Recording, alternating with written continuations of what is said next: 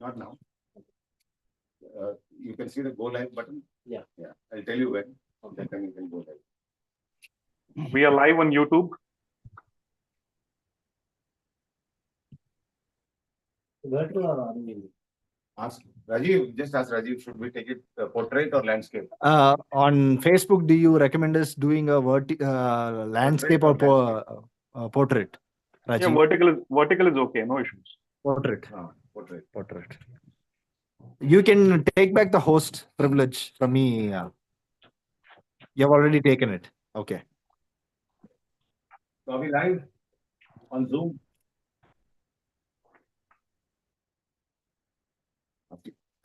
No, he's still. We haven't had Okay, any. you tell me when to start. I think still will or not get joined. Yeah. So we are all set. We can start now. But are there participants? Are there participants? Are there enough participants? No, not yet. Not on Zoom yet. We are waiting for people to join. Then. Oh, fantastic.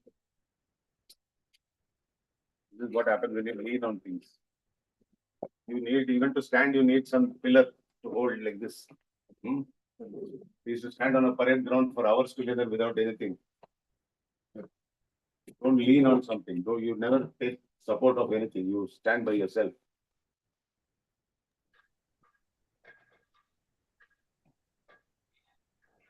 Guru, we are live. We can actually kickstart the session, and we can see as people join, we can definitely move into the Q&A session once we're done with the activity. Okay. Okay. Leave it. Just leave it. Just take this out. I'll take this.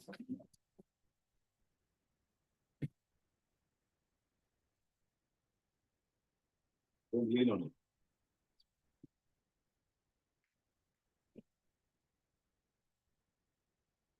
Okay. Great. I think we're good to go.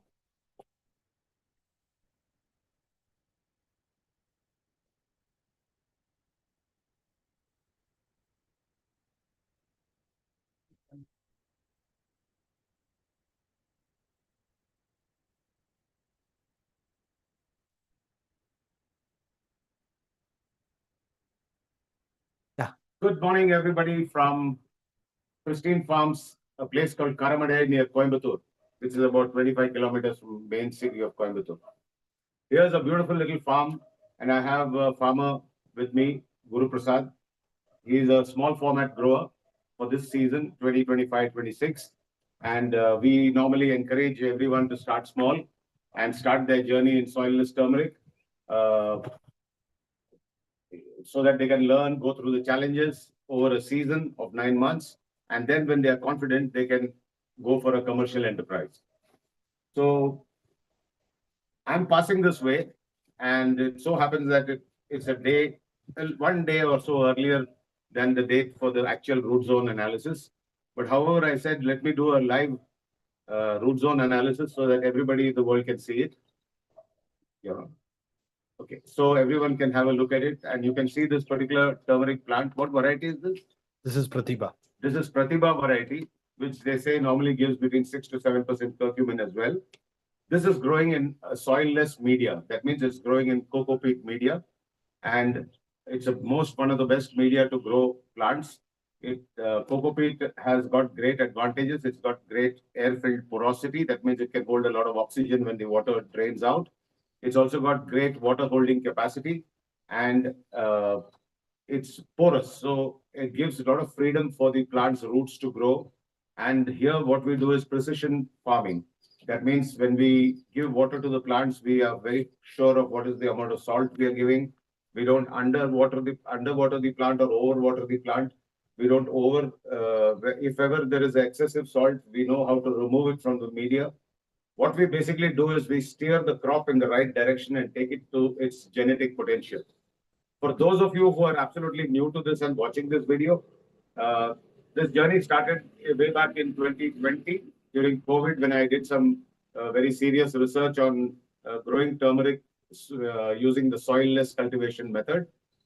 And we got such a phenomenally beautiful result. And the result came out with the lab report said there is no heavy metal traces, there are no chemical pesticide residues, there's hardly any bad microbiology in the rhizomes. 99.99% of the rhizomes were so healthy they could all be sold in the market. And what's more, the curcumin content of the variety that I grew was Salem variety, which normally does not give more than 3%. It gave us 5.91%. But to be honest with you, I don't take credit for it because I really honestly don't know what I did to create those stresses, to create that secondary metabolite, which is known as curcumin. But I am now this year working very seriously. I've done a lot of research in studying various scientific papers and how trying to understand how I can improve the curcumin levels in turmeric. So that is one area which has been a gray area for us. We're not trying to understand what are the elicitors and stressors that actually play roles in creating the curcumin. And as you know, secondary metabolites are mostly produced when the plants react to stress. So there are various types of stresses. There are light stress, there is humidity stress, there is salt stress, there is hydrological drought stress. There are various kinds of stresses, and we are going to be playing around with it this season. Uh, During this thing, after we finish the root zone analysis, we'll be taking this camera and going also into the net house, which is 1,000 square feet net house, to show you the plants, how they are growing, how the whole arrangement is. And yesterday, I did a very keen look inside the shade house of 1,000 square feet where Guru is growing his turmeric, soilless turmeric. And I'm glad to say that I couldn't really see much pest or disease attacks, which is a very good thing. And that's only because of diligence. That's because of following of procedures and SOP and being with the plant more amount of time. The more amount of time you spend with the plant, the better you are. If you're an absentee farmer coming once in a week and saying hi to your plant, obviously there will be many problems by then. Here, we do not use any chemical pesticide at all. While I say that, we follow integrated pest and disease management. And my 34 growers this year all around India who are growing in soilless method in 500,000 square feet, they are uh, sort of encouraged not to use chemical fungicide, pesticide, weedicide, miticide, any of these kind of things.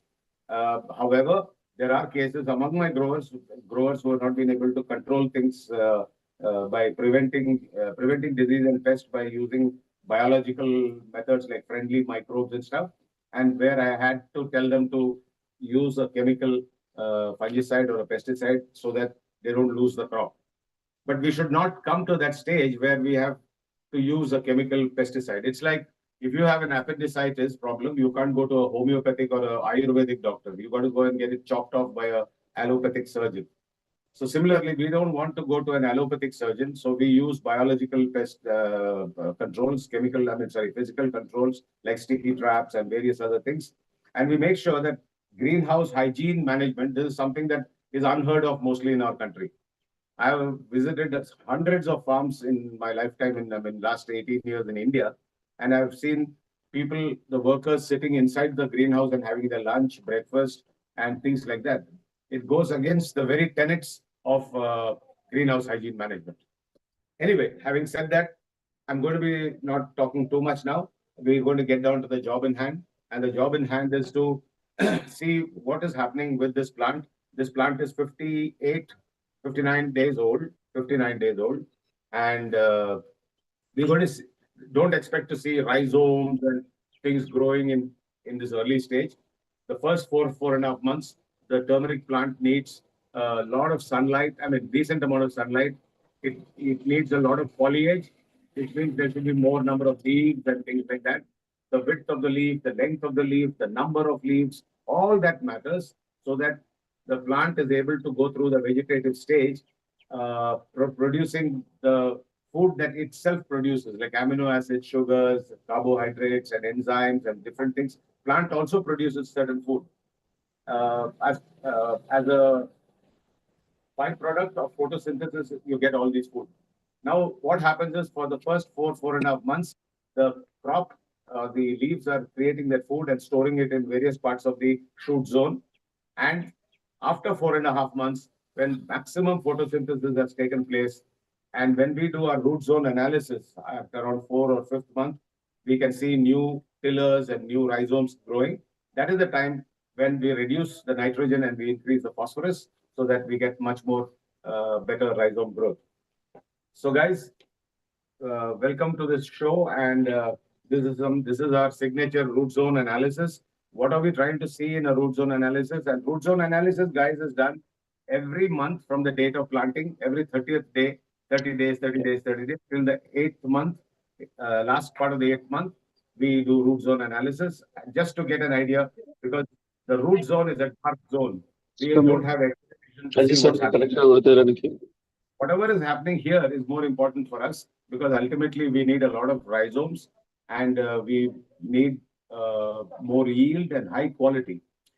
At CV Hydro, we are not trying to teach anybody how to grow just turmeric. We're trying to help you to grow world-class turmeric, because most of our turmeric gets rejected in European countries, in the US, Japan. They go all the way to the port, they get tested randomly, and many times our products are sent back. Uh, Many of you may not know that our turmeric powder that we buy in the market even today, many places, they actually add lead oxide to make it shiny and beautiful so people buy it. But lead is a carcinogen and a poison. So we got to be really on top of things, and we want to help people to grow turmeric, which is, when I say world class, it should be really good for human consumption, and it should make a difference to people's health. So when you produce something beautifully with all the goodness, you can talk to people and you can show them your lab certificates. You can tell them, look, guys, this is how I did my root zone analysis every single month till from the end of the 1st month to the end of the 8th month. I've done 7 root zone analysis. And in these 7 root zone analysis, you can show them pictures, you can show your videos, you can be absolutely honest with the world and tell them this is what we did. So there is nothing to hide here. And a customer will be ready to pay you extra, not because you grew it in soilless method. No customer cares what method you used, whether you were organic or you were any kind of agricultural practice. What they want is they want turmeric from you without any heavy metals, without any chemical pesticide residues, without any microbiological contamination. If you are able to give that to the world, believe me, the demand for turmeric is so high after COVID. It's every year on year, the demand for turmeric is only increasing, because many people felt that this particular turmeric can help them gain immunity. It has got great properties. Turmeric rhizomes has antiseptic property, antibiotic property. It's a medicinal plant, if you can call it that. Most of us in India, okay, the other thing is that India produces 80% of the world's turmeric, but for curcumin extraction, we are getting in thousands and hundreds and thousands of tons from Vietnam, Laos, Cambodia, from all over the world. It's actually a big shame, because at the end of the day, we when we produce 80% of the world's turmeric, why are we importing? That means we are a net importer also. We don't want that. We want to stop that. We want to sell good turmeric to the world. We want to bring in a lot of foreign exchange into our country, not allow the foreign exchange to go out of the country. So this is all the background. You should know why we are doing what we do, why CV Hydro chose turmeric and ginger. We went into this specifically in the last 6 years because we realized that earlier we were giving a lot of importance to crops like tomato, capsicum, cucumber, and others. It's okay to grow them, but the fact is that uh,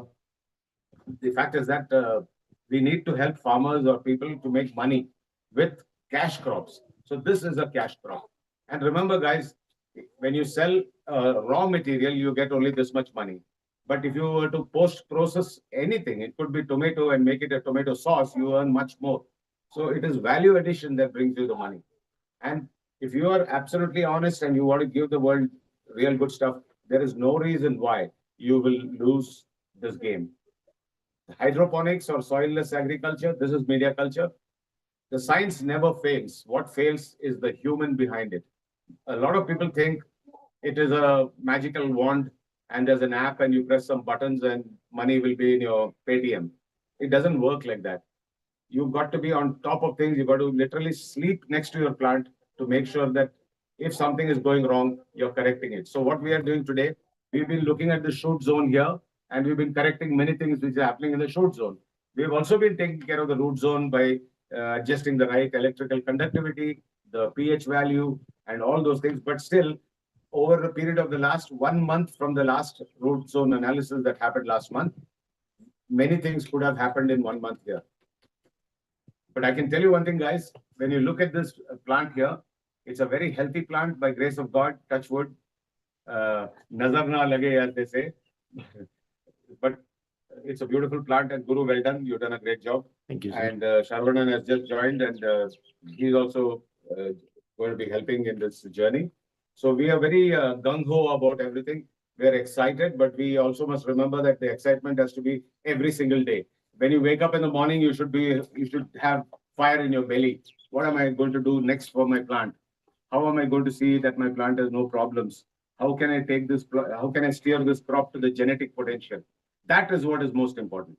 Anyway, having said that, we're going to start our journey. I'm going to be cutting this packet open. I'll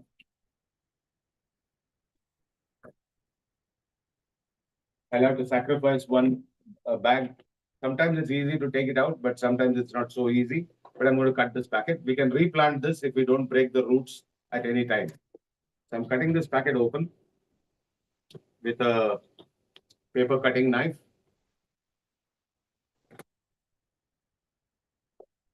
How did this move?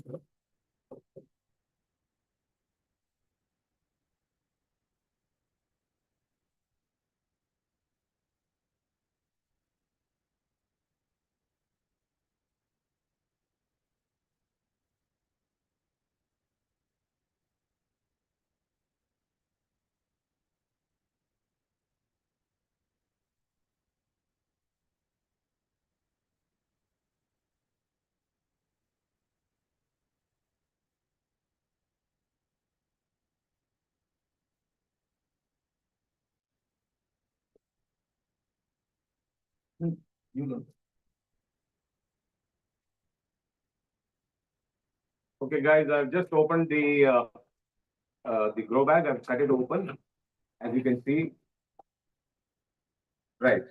So you can see the cocoa peat here, out here. This is the cocoa peat, and we're going to now have a look at what's happening with the roots. So we're going to just remove a little bit of the cocoa peat from the sides, loosen it a bit.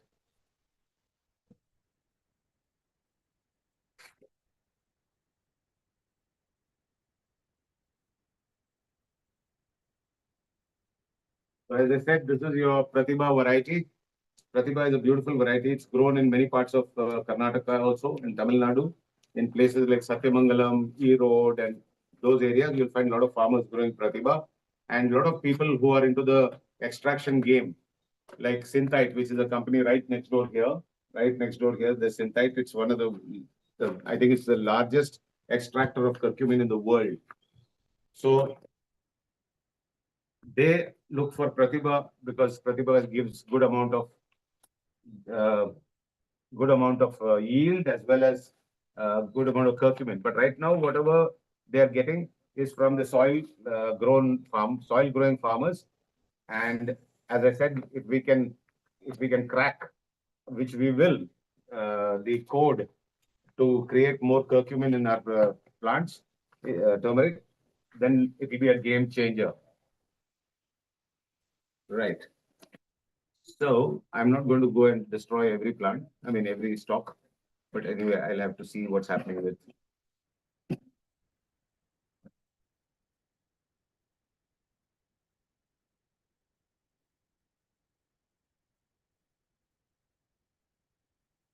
Okay, I can find the seed rhizome. It's here.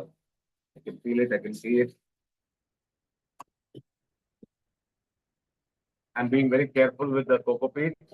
I'm putting it on a very clean sheet at the bottom so that it can be reused. It's, we ask people to reuse their cocoa peat, and cocoa peat can be reused 3 times at least for 3 seasons. Yes, there will be a little bit of loss because some of the cocoa peat will not, all the cocoa peat may not be, you may not be able to recover it. However, You might have to just augment it by about 15%, you might lose, and just augment it with newer cocoa peat. You solarize it and reuse it again. There are various ways to do solarization. Solarization means basically drying, putting the cocoa peat in the sun so that it kills all the bad microbes and it is ready for reuse. And if it is a place where it's raining all the time and you don't get enough sun, there are other ways to sanitize the cocoa peat. Right.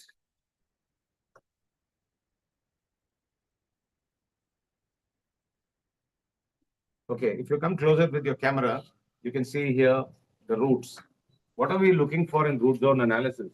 We are actually looking at the roots, the formation of the roots. You can see here are the main tap roots, and then there are tertiary and secondary roots coming out, and they all play their role in a certain way. But if you see the vigorous growth of the roots everywhere, wherever I'm trying to remove the cocoa peat, you can see roots, roots, roots. They're absolutely beautiful white. They're not smelly, and I even smell the root to know what if there is any stink or any bad smell. This is giving me earthy smell, beautiful earthy smell, which means that the root zone here, or the rhizosphere as we call it, is absolutely healthy. So slowly, when you look here, you can see this is the seed rhizome that was planted. This is not a new rhizome, but this was the seed rhizome that was planted. So you can see from this rhizome how this stalk and the stem formed. Yeah.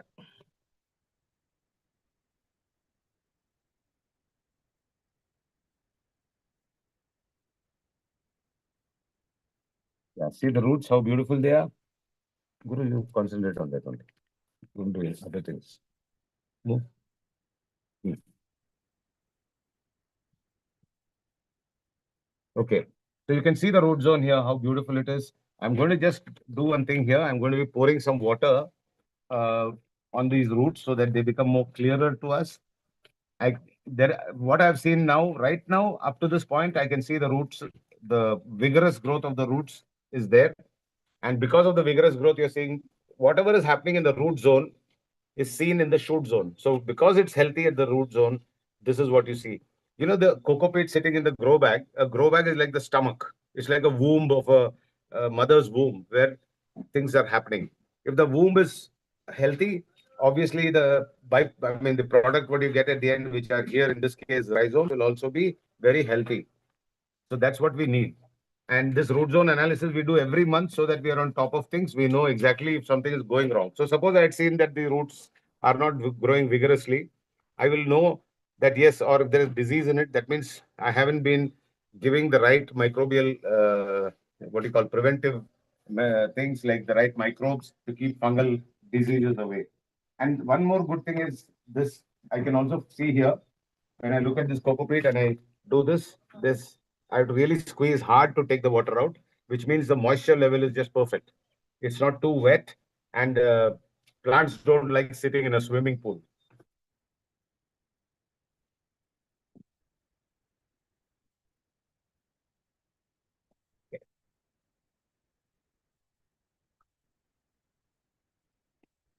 I'm going to try and so that the roots become more clearer. At this point in time, there are no new rhizomes seen.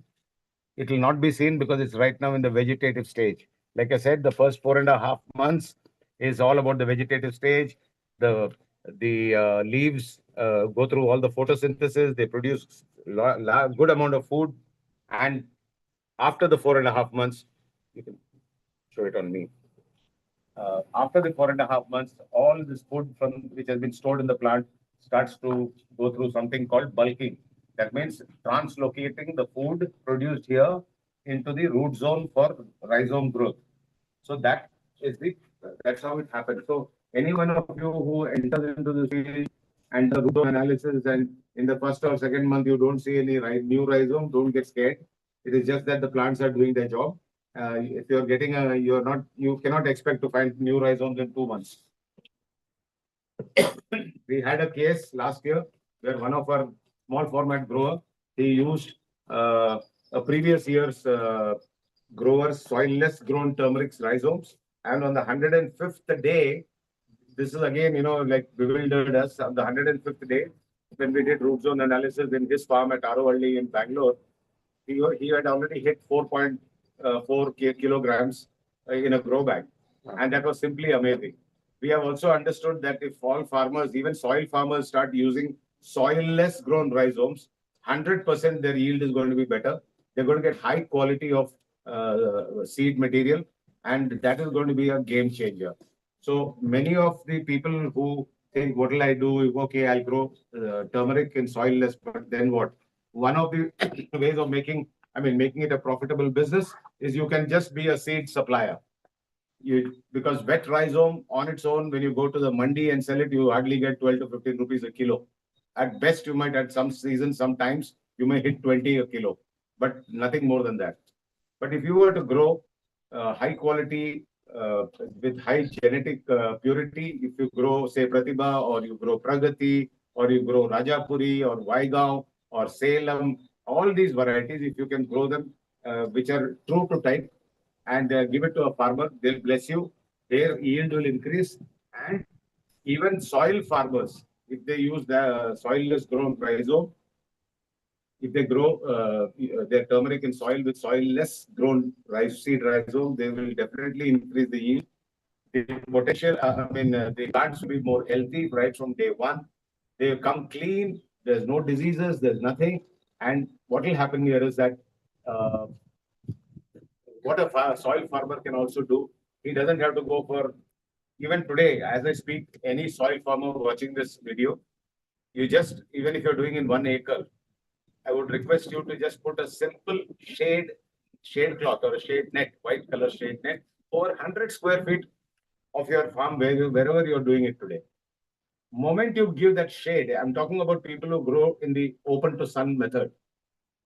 Please put a shade net and check at the end of your season in February or January or whenever you harvest next year. Just see what is the difference in the quality and the yield which is under the shade. And if you're using soilless grown rhizome, I can tell you for sure that a soil farmer can at least at a minimum, double his yield.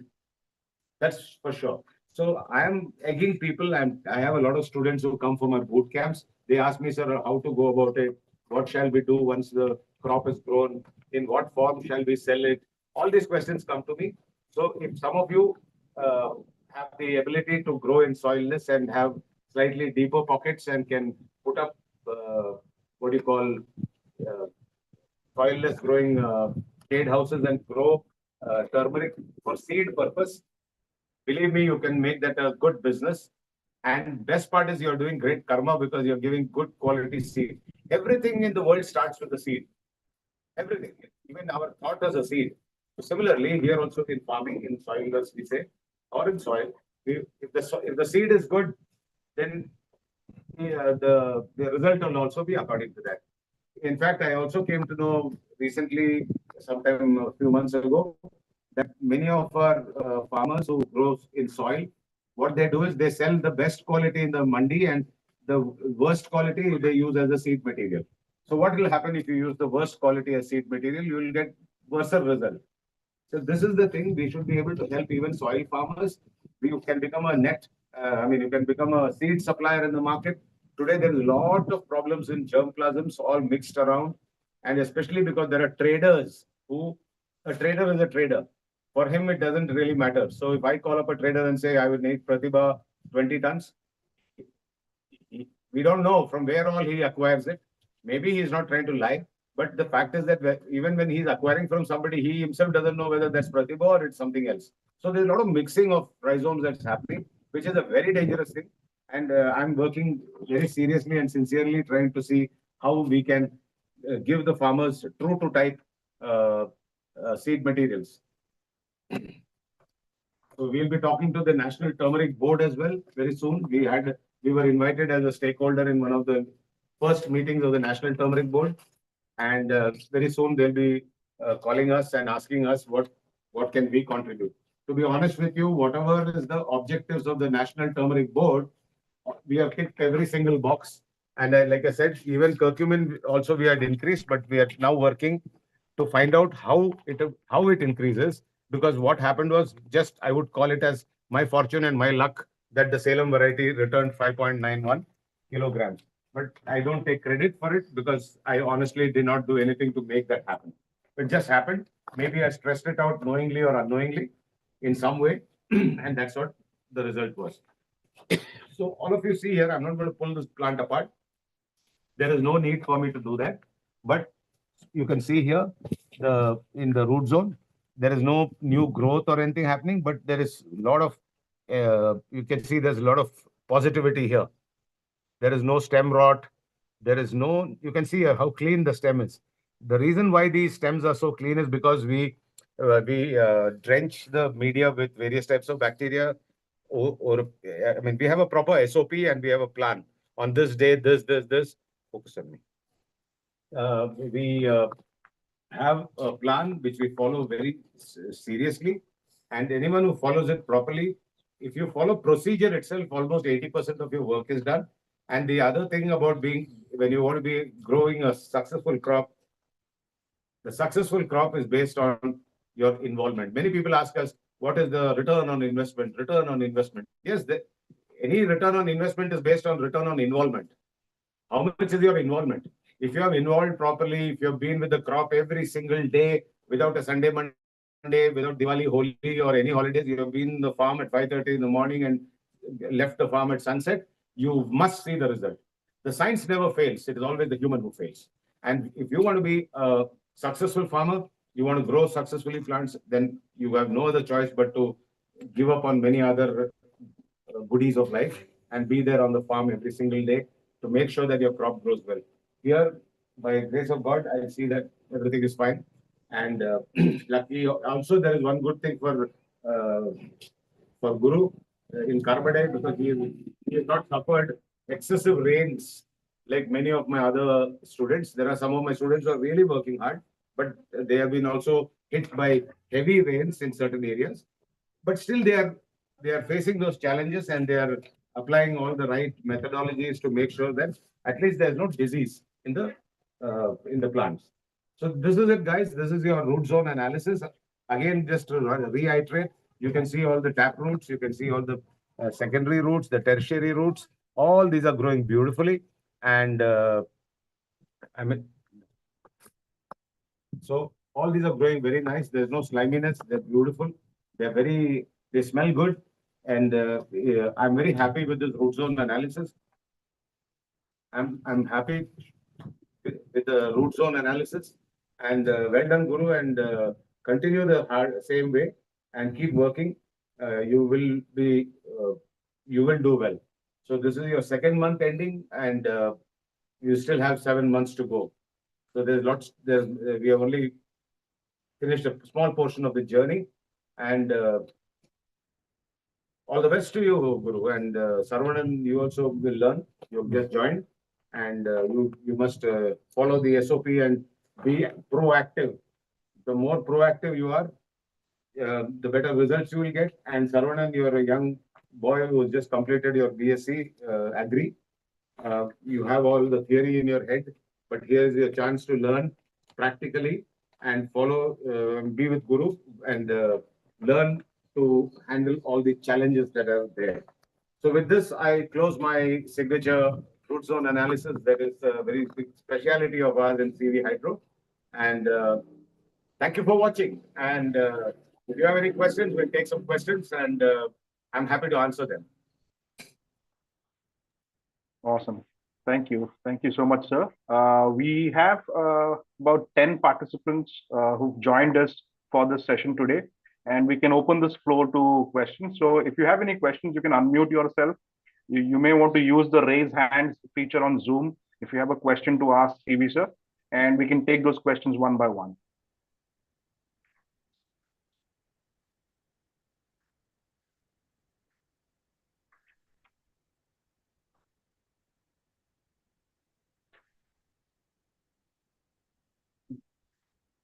And all those who are watching on Facebook Live, if you have any questions and you want to get some answers, remember that we do how we work in an entire year is this way. We start our boot camps. That means we have boot camps in various parts of India. We do boot camps wherever there are growers already growing turmeric, so that we can show you after 2 days of theory training. We take you on the third day, we do practicals, we show you a lot of things in practical. And the whole idea is that you get a hang of what this whole thing is. You get perspective, because most people go running around all over the internet and they're so confused. One fellow says this, one fellow says that. Finally, when they come for a boot camp, uh, when they come for a boot camp, they get a lot of clarity. We just finished a boot camp in Bangalore day before yesterday. Be here. Don't go there. So the thing is, we give perspective to people in the 3 days boot camp. At the end of the third day, if nothing else, one thing is very clear: the people who participate, they are very clear and they understand whether this is for them or not for them. But they never go without learning anything, because they learn a lot. They can even start a small home garden with the knowledge that I give them. So we are going to be having more boot camps, and the next boot camp is on September 28th to 30th. It will be at the same place here for the first boot camp in this place. We've got 4 boot camps going to be happening in Karamadai, Coimbatore, and uh, you can join the boot camps. You can speak to Rajiv, my director of operations, and his number is 88799 You can call him on this number or WhatsApp him, and you can pre-register in advance. We also have a Independence Day offer, which is a really beautiful offer. It applies to any boot camp till the next March. March of next year. If you join in right now and pre-register, you get a very good discount, almost half of what I charge normally. But this is your greatest opportunity to get into this and learn. And believe me, it can be a very enjoyable career in agriculture, or it's a beautiful profession if you want to call it that. If nothing else, it's a great hobby. Agriculture, I can tell you, is one of the most beautiful professions in the world. If you even, it's not just about being a hobby. You can make money provided you do the right thing. So, if you have any questions, please ask. And I've already told the number on the while I was talking. I'll repeat that number. It is 88799 Mr. Rajiv is our director of operations. Please call him up, and he'll be more than happy to give you all the information that you need. And we have already got a lot of good roadmap for people, and we've got various formats. So if somebody cannot come for my boot camp physically and attend, we have our video training bundles. You can buy them, you can watch them, and we are happy to answer questions also after you have watched them. We'll give you support.